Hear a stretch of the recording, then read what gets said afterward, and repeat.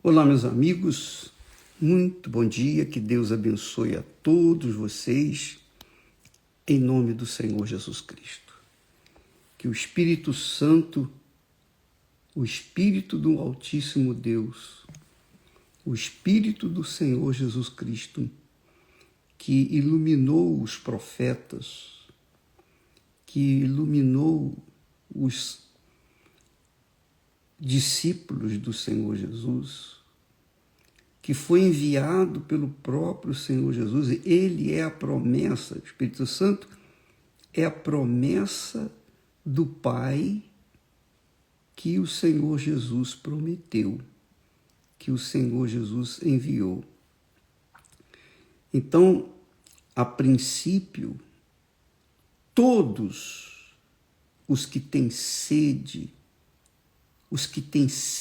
têm fome, que almejam, que querem seguir no caminho reto, no caminho da justiça. Todos os que têm vontade de seguir o caminho da retidão, a exemplo do próprio Davi, quando essas pessoas esboçam a fé no Senhor Jesus Cristo, ainda que estejam vivendo no pecado, ainda que estejam sendo escravos do pecado, mesmo assim, se elas carregam dentro de si um desejo de viver na justiça, na verdade, na integridade, então Deus vem ao encontro delas. Então esse discurso, essa palavra, que não é minha, ela só vai atender aos sedentos do que é certo, do que é justo.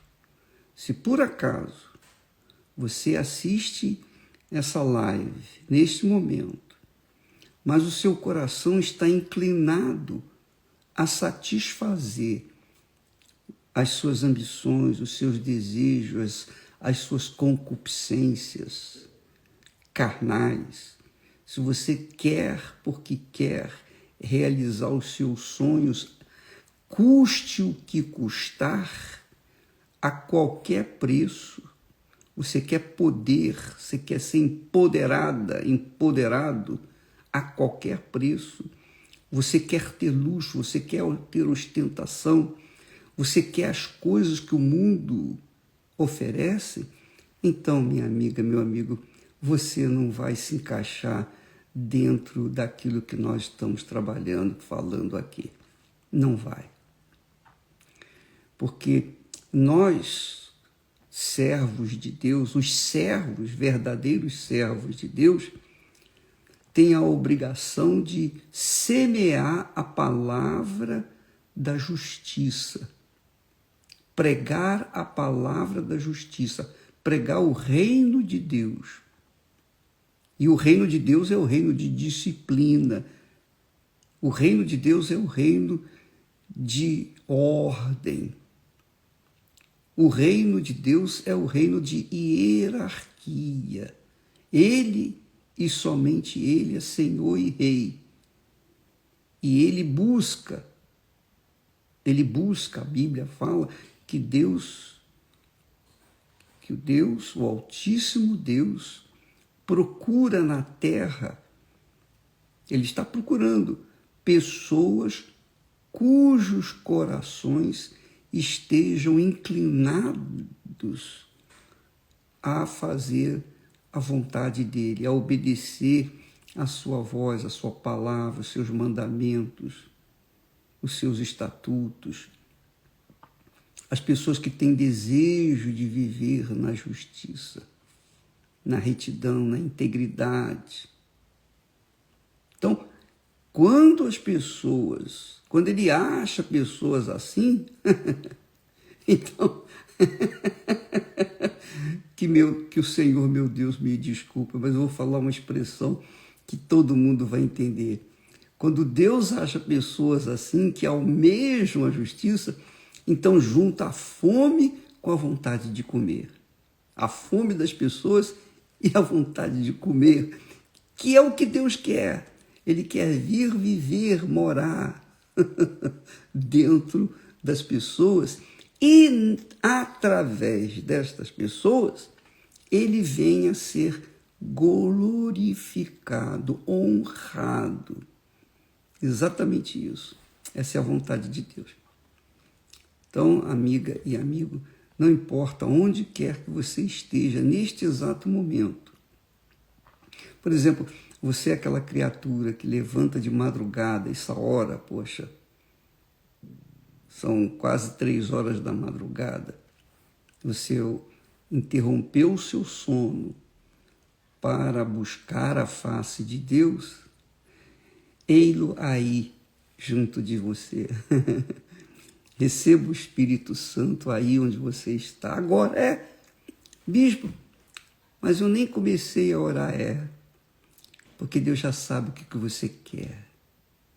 Ele sabe das suas intenções, do seu coração. Um coração contrito, um coração humilde, um coração submisso à vontade dele.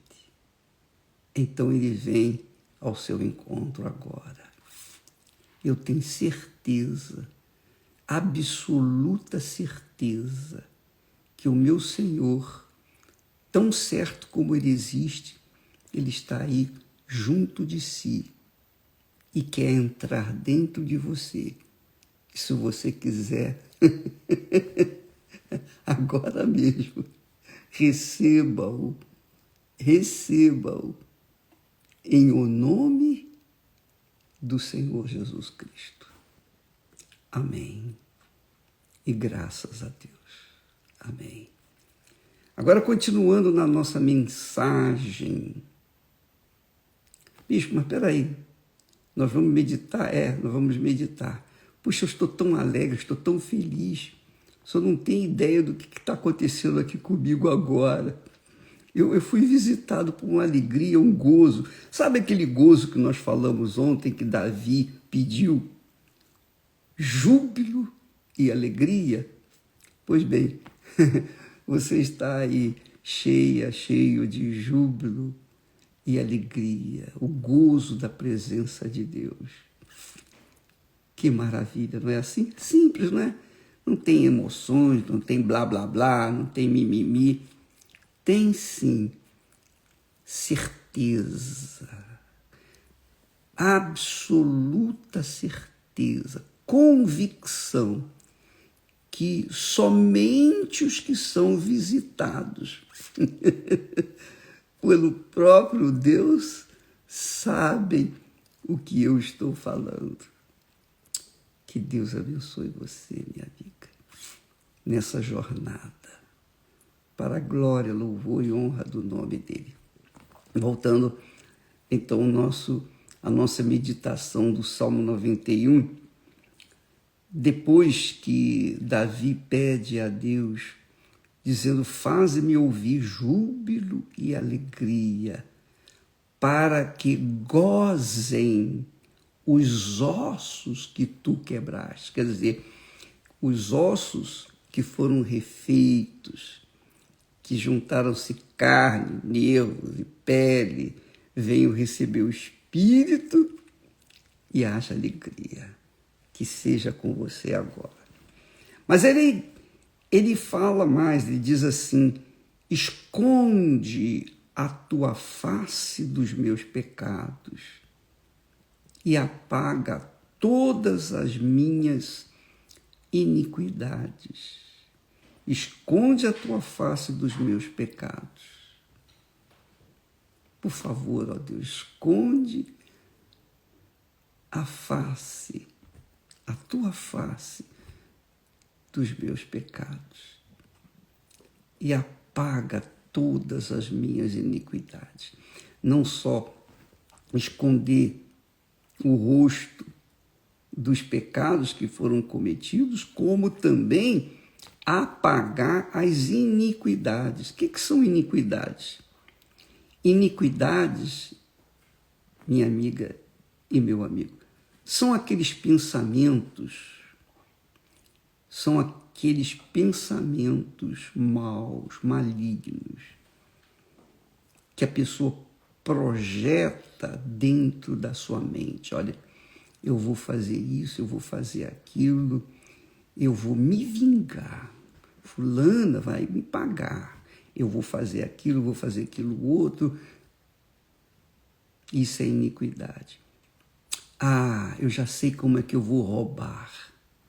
Eu já sei como é que eu vou ganhar muito dinheiro e rápido. Então ela planeja assaltar, não só assaltar um banco, assaltar um carro de banco, mas assaltar os cofres do governo com mentiras, com enganos, com corrupção, corrompendo 1, 2, 3, corrompendo todo mundo. Esses pensamentos são iníquos, são pensamentos de iniquidade. E Deus vê. Davi teve também iniquidade. Ele planejou matar o seu servo mais fiel para ficar com a mulher dele. Davi sabia o que estava falando. E quem neste mundo já não fez um projeto maligno, uma iniquidade? Todos nós fizemos. Mas quem já foi perdoado, lavado, purificado, resgatado, salvo, batizado com o Espírito Santo, quem vive na justiça, quem vive no caminho da retidão, esse não tem iniquidade dentro de si. Os seus pensamentos são de vida, para a vida. Então, planeja-se, então, levar a palavra da salvação aos sofridos. Quem é de Deus, quem tem o Espírito de Deus, pensa assim: puxa vida, Jesus foi a oferta por mim. Eu tenho que ser a oferta pelo meu semelhante. Deus enviou a sua oferta especial, a maior oferta, para me salvar. Agora, eu quero ser a oferta viva para salvar outras pessoas. Isso é pensamento divino, é pensamento sagrado, é o pensamento que vai contra as iniquidades. Por isso ele diz no Salmo 51 e ainda no versículo 10, cria em mim, ó Deus, cria em mim, ó Deus, faz em mim um coração puro. Coração puro. Quando a pessoa tem um coração puro, ela não tem iniquidade. Ela não tem ressentimentos. Ela não carrega mágoas. Ela não carrega sentimentos de vingança, de ódio. Não. Quando ela tem um coração puro, ela só quer dar. Ela quer abençoar. Ela não quer fazer outra coisa senão dar, dar e dar e continuar dando, porque ela se transformou numa fonte de água viva, água da vida. Então, você, minha amiga e meu amigo, quando tiver um coração puro, naturalmente, não é uma coisa forjada, forçada, imposta, obrigatória, não. Você, por conta da sua natureza divina, você quer transbordar, quer ajudar o seu semelhante. Que maravilha! Está vendo esse sol Ele tá nascendo, ele já está a postos. Então, quando ele nasce para abençoar todas as pessoas. Ele nasce, ele brilha para aquecer os que estão com frios, para dar luz aos que estão nas trevas. Ele nasce para todos, tanto os bons quanto para os maus, porque Deus é assim, Deus é a fonte da vida, é a fonte da vida. E quem tem o coração puro tem o coração de Deus, tem o coração de acordo com o que Davi tinha quando foi chamado. Então, ele queria, porque queria agradar o seu Senhor Deus e Pai.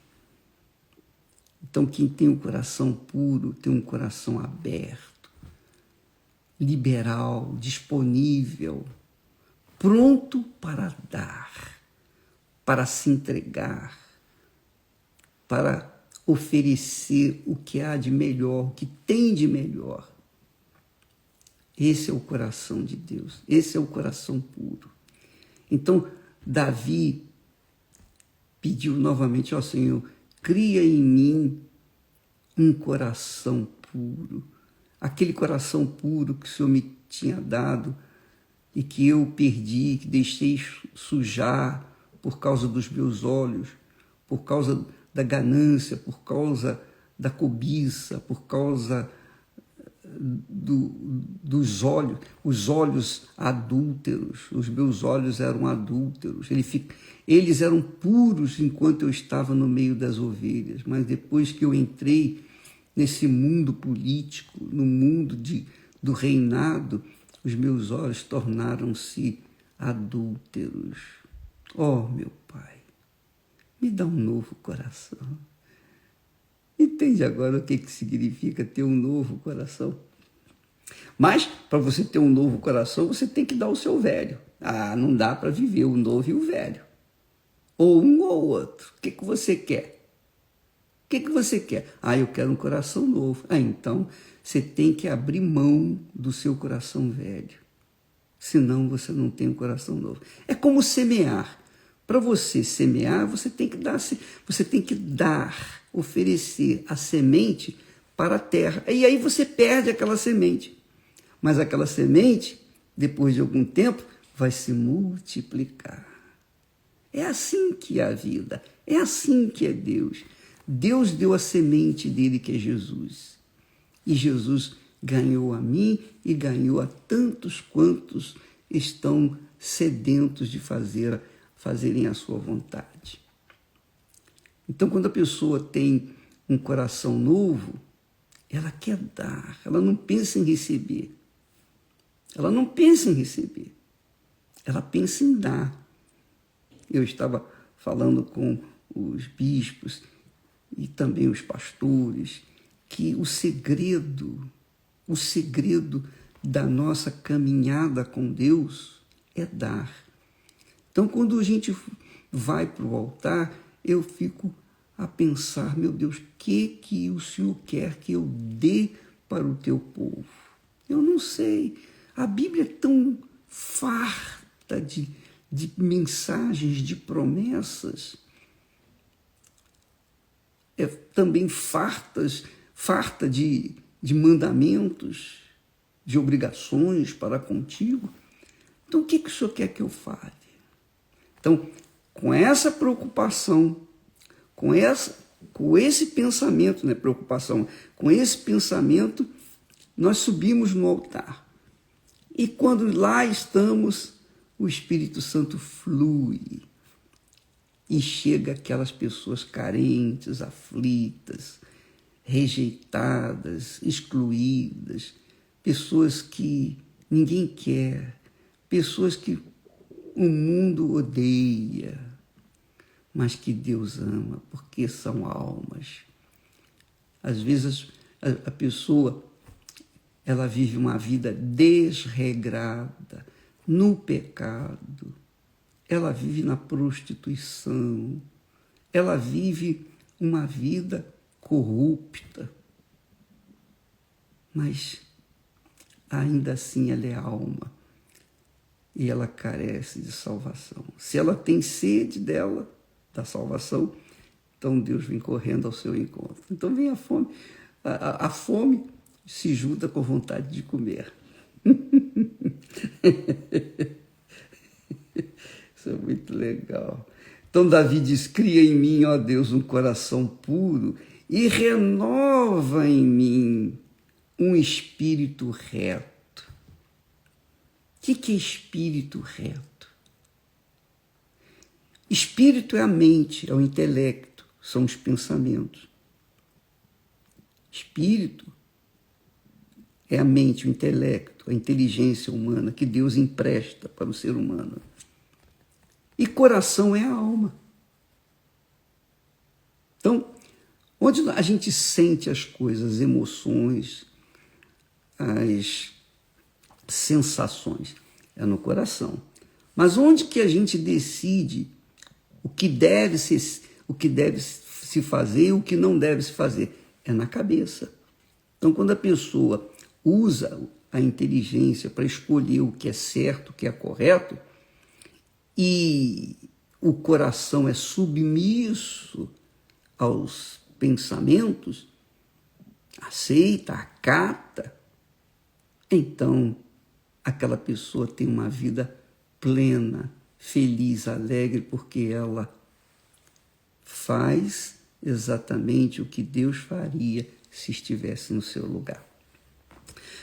Então, Davi pediu um espírito reto, quer dizer, um pensamento reto, um pensamento anticorrupção, um pensamento de pureza, um pensamento do bem, um pensamento de querer o bem de todos, do seu semelhante, independentemente se merece, se não merece, não importa.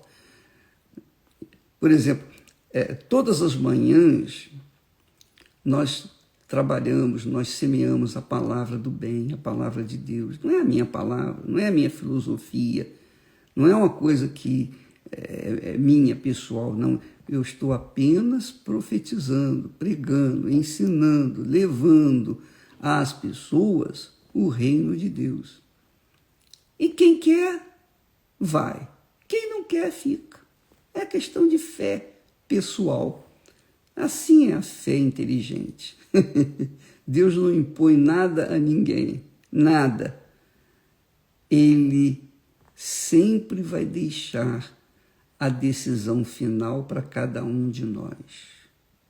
Ele vai alertar. Ele alertou Davi do pecado dele. Mas Davi estava tão fissurado em Betsaba que ele acabou atendendo aos caprichos dos seus olhos adúlteros, seu coração iníquo, porque ele se tornou iníquo.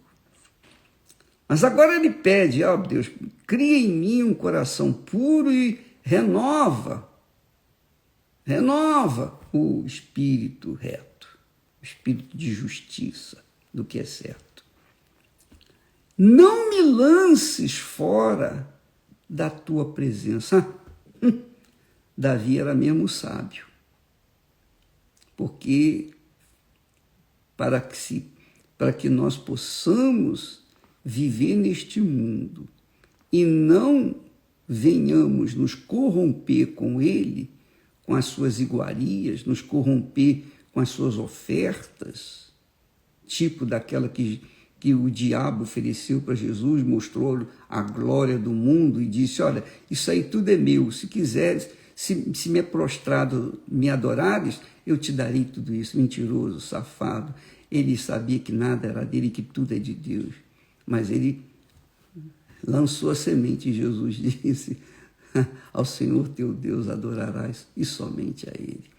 Então, Jesus, com a palavra da sabedoria, com a palavra de Deus, venceu a palavra do mal, a palavra do inferno. Então, mas para que a pessoa possa estar nessa palavra, viver essa palavra, alimentar-se dessa palavra, ela tem que estar com o seu pensamento voltado para a palavra. E essa é a razão do jejum de Daniel, a razão da nossa busca. É a razão do nosso coração novo, porque a gente fica pensando nas coisas lá do alto e não nas daqui da terra, daqui de baixo.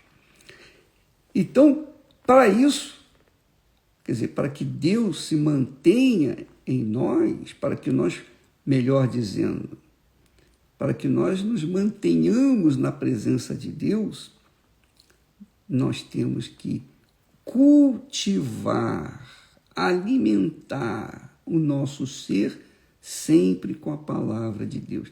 E é por isso que existe a igreja, sabia? A igreja do Senhor Jesus não é uma instituição secular. A igreja do Senhor Jesus, ela tem espírito, ela tem alma, ela tem vida, porque a cabeça é o Espírito Santo, é a mente do Senhor Jesus. Então, quando a pessoa vai na igreja, quando ela vai numa igreja, ela vai em busca de Deus. Igreja, Deus, quer buscar Deus. Então, quando ela vai na igreja, ela quer ouvir a palavra, ela quer receber a palavra, ela quer adorar a Deus, ela quer se colocar no altar, ela quer exercitar a sua fé. Então ela está no fundo, buscando a presença de Deus, porque é impossível uma pessoa fazer parte do corpo do Senhor Jesus, que é a igreja. Vou repetir, é impossível uma pessoa fazer parte da igreja do Senhor Jesus, que é o seu corpo, estando fora da igreja. Por exemplo, aquela pessoa diz assim, agora eu sou um desigrejado, eu não quero mais saber de igreja nenhuma, eu já vi com tanta coisa errada, eu vou cultivar a minha fé na minha casa. É aí que está o grande erro das pessoas. Aí está, porque uma vez ela saindo do braseiro, ela, como um carvão que dava força para o braseiro e recebia calor do braseiro, ela acaba, fora do braseiro, ela acaba esfriando e ficando imprestável, como um carvão. Carvão, mais nada. Então ele diz assim, não me lances fora da tua presença, não retires de mim o teu Espírito Santo. Davi, minha amiga, meu amigo, continuou ungido, apesar do seu pecado. Ele estava ungido, ele tinha sido ungido na santidade, mas ele caiu em tentação. Isso não quer dizer que ele tivesse separado de Deus. Ele, mesmo no pecado, mesmo estando lá no pecado, ainda assim ele tinha voz para ser ouvida por Deus. Deus tinha ouvidos para ouvir a sua voz. E ouviu. E ele, Davi, tinha boca para falar. E ele falou. Ele continuava com boca para orar, com pensamento para pensar, com coração para sentir. E ele se voltou para Deus. Ele se voltou para Deus. Porque o Espírito Santo, com certeza, estava lhe empurrando para isso. Porque o Espírito Santo viu que ele era um homem sincero. Viu que ele, apesar da sua fraqueza, ele era um homem sincero. Então ele se voltou para Deus. Mas foi o Espírito Santo quem lhe deu o arrependimento. O arrependimento não vem assim por conta própria. O arrependimento, eu diria, é uma dádiva que Deus nos dá.